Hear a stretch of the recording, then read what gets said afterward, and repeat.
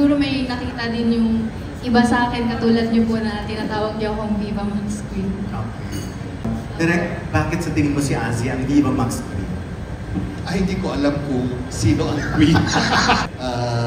Ang alam ko lang, ito lang, just to answer that. Okay. Meron kaming proyekto ni Ricky na malaki na may assign, may nakatokang babae na gaganap. Hindi ko babanggitin yung proyekto, hindi ko rin babanggitin yung nakatokang babae. Pero excited kami ni Ricky dito. And we will do this very soon, in the next couple of months. After the premiere of Call Me Alma sa Cinemalaya, sabi ni Ricky sa akin, Mac, alam mo, after watching Call Me Alma, parang si Asi ang bagay doon. Wow. Never pumasok sa isip namin yon. Ako, dahil hindi ko pa iniisip, dahil hindi ko pa ibang ginagawa.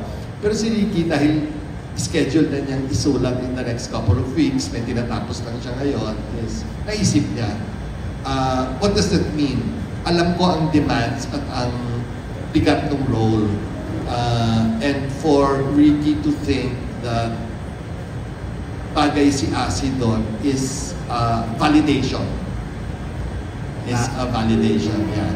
Kasi malaking goal, bago mag-umpisa, pinag-usapan namin yun ni Ricky. We have to position Asi in a way na lalabas na magaling si Jacqueline as expected, pero hindi siya pwedeng maiwan.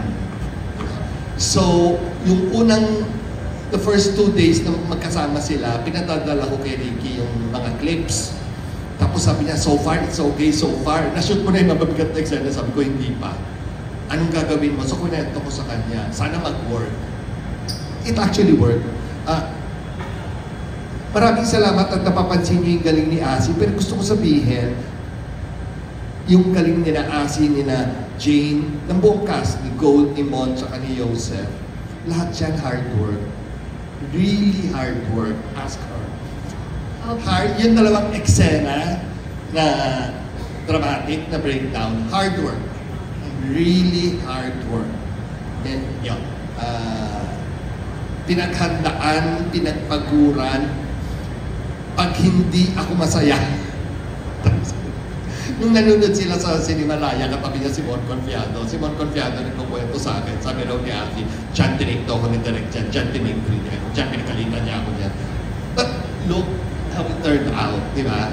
Hard work talaga, yung wala kang palalagpasin, yung hindi pwedeng-pwede na.